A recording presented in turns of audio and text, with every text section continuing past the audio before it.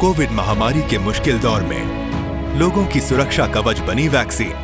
प्रधानमंत्री श्री नरेंद्र मोदी जी के मार्गदर्शन एवं मुख्यमंत्री श्री पुष्कर सिंह धामी के कुशल नेतृत्व में उत्तराखंड सरकार ने इसी आवश्यकता को समझते हुए अपने नागरिकों के कोविड वैक्सीनेशन का 100% लक्ष्य पूरा किया। हिमालय के पहाड़ों के उस पार पहुंच करके लोगों के पास जाना कितना कठिन होता है, ये हम भली भांति जानते हैं। उसके बावजूद भी इतनी बड़ी सिद्धि प्राप्त करना वाकई आप सब अभिनंदन के अधिकारी।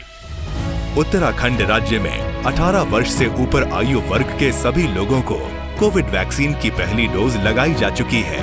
सभी लोगों तक वैक्सीन पहुंचा पाए, उनको वैक्सीन लगा पाए और मुफ्त की वैक्सीन हमको उन्होंने दी है। इसके लिए मैं मोदी जी का विशेष रूप से धन्यवाद करना चाहता हूं और हमें खुशी है कि आज हमारे प्रदेश के अंदर हमारी सरकार ने बहुत अच्छा काम किया है और लक्ष्य जो है कम से कम 3 महीने पहले हमने पूरा कर लिया है। राज्य में जारी दूसरी डोज की वैक्सीनेशन ड्राइव के अंतर्गत भी अभूतपूर्व कार्य करते हुए राज्य सरकार अपने लक्ष्य को जल्द पूरा करने वाली है। वैक्सीनेशन के शुभ कार्य में पूरी प्रतिबद्धता से समर्पित राज्य सरकार अपना 100% योगदान दे रही है। अपने नागरिकों को कोरोना के साए से मुक्त, सुरक्षित एवं स्वस्थ जीवन का अवसर सुनिश्चित करना उत्तराखंड सरकार की प्राथमिकता है। अगर आपने कोविड की पहली डोज लगवा ली है तो समय पर दूसरी डोज अवश्य लगवाएं। नागरिकों के स्वास्थ्य के प्रति हर कदम तैयार, विकास पथ पर बढ़ती उत्तराखंड सरकार।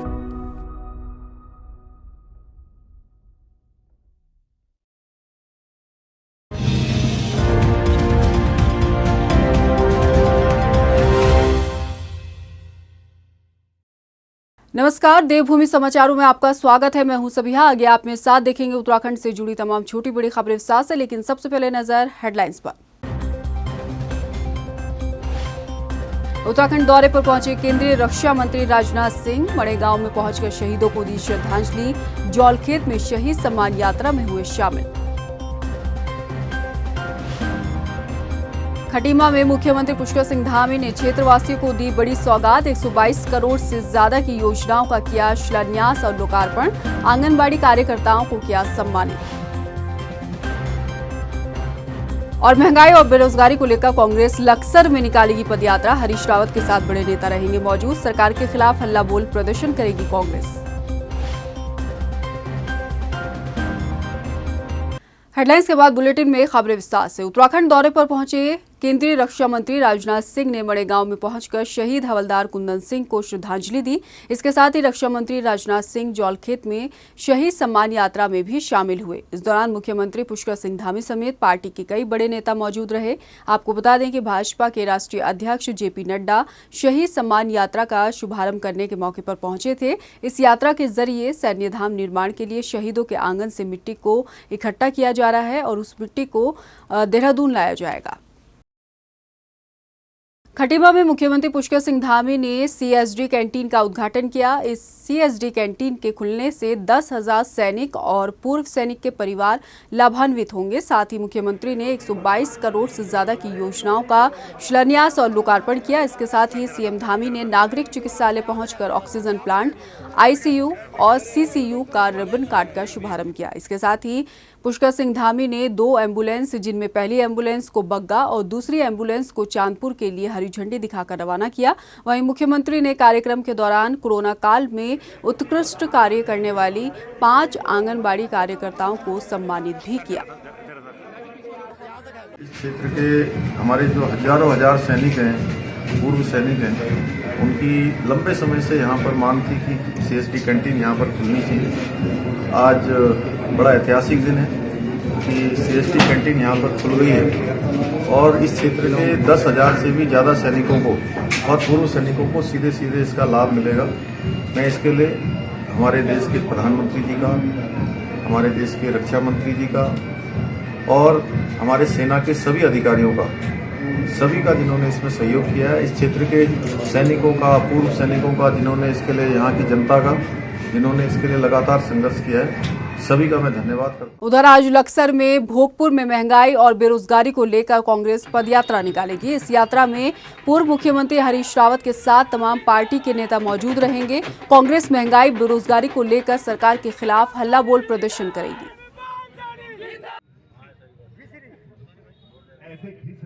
2022 के देवभूमि दंगल को फतेह करने के लिए राजनीतिक दल जोर आजमाइश कर रहे हैं। कांग्रेस की चुनावी कमान पूर्व मुख्यमंत्री हरीश रावत के हाथ में है, तो बीजेपी के दिग्गज नेता उत्तराखंड के ताबड़तोड़ दौरे कर रहे हैं। कांग्रेस ने बीजेपी को उत्तराखंड के लिहाज से हर मोर्चे पर विफल बताया, तो दूसरी तरफ बीजेपी ने कांग्रेस को नेतृत्वहीन करार दिया है। देखिए ये रिपोर्ट। उत्तराखंड में सियासी हलचल तेज हो चुकी है।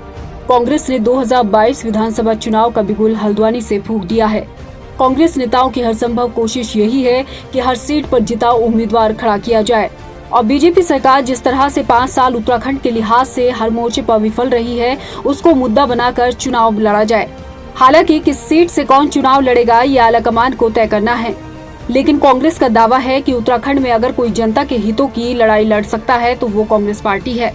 कांग्रेस प्रवक्ता और कुमाऊं मीडिया प्रभारी दीपक बलूटिया के मुताबिक उत्तराखंड में कांग्रेस इस वक्त काफी मजबूत स्थिति में है, और पार्टी से बाहर जाने वाले लोगों या पार्टी ज्वाइन करने वाले नेताओं से किसी भी दावेदार के राजनीतिक भविष्य पर कोई प्रभाव पड़ने वाला नहीं है। अभी ऐसी कोई बात नहीं है, सभी लोग अपनी अपनी दावेदारी कर रहे हैं, और ये निर्भर करता है आलाकमान में कि टिकट किसको मिले।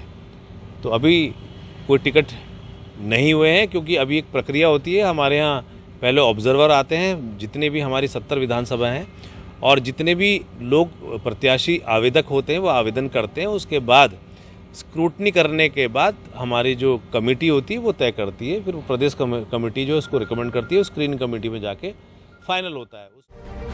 भाजपा नेताओं का मानना है कि कांग्रेस उत्तराखंड में ही नहीं बल्कि पूरे देश में नेतृत्वहीन हो चुकी है, और उनके पास कोई ऐसा नेतृत्व नहीं जिसकी अगुवाई में वो चुनाव लड़ सके। बीजेपी के आगे कांग्रेस कहीं नहीं टिकने वाली।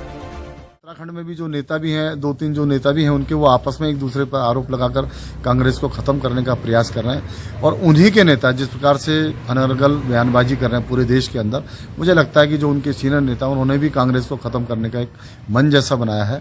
तो निश्चित रूप से जो आरोप भी लगाते हैं कि भाई आज बीजेपी के ये नेता आ रहे हैं, वो नेता आ रहे हैं, मेरा मानना है कि भारतीय जनता पार्टी का केंद्रीय नेतृत्व हो, प्रदेश नेतृत्व हो, वो केवल चुनावी मौसम में नहीं, लगातार प्रदेश के अंदर आना जाना उनका लगा रहता है। 2022 के विधानसभा चुनाव का परिणाम कुछ भी हो, लेकिन चुनाव के नजदीकों को देखते हुए राजनीतिक दलों की जोर आजमाइश जारी है। कांग्रेस को भले ही बीजेपी नेतृत्वहीन बता रही हो, लेकिन हरीश रावत ने जिस तरह से उत्तराखंड में चुनावी कमान संभाली है, उससे बीजेपी और कांग्रेस के बीच कड़ी टक्कर होती नजर आ रही है। टाइम टीवी के लिए हल्द्वानी से योगेश शर्मा की रिपोर्ट। फिलहाल इस बुलेटिन में इतना ही। मुझे दीजिए इजाजत, लेकिन जाते जाते एक नजर हेडलाइंस पर। नमस्कार।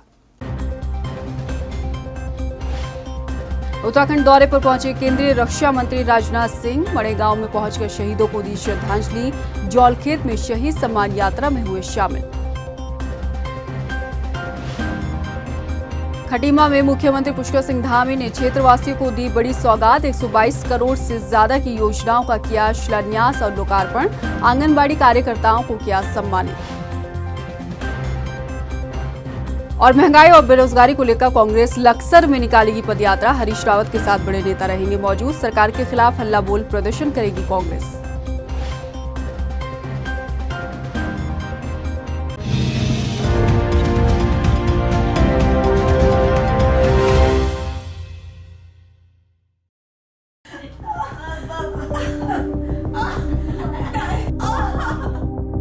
नमस्कार, खुशियों की सवारी। हेलो, आपके लिए एक पिकअप है।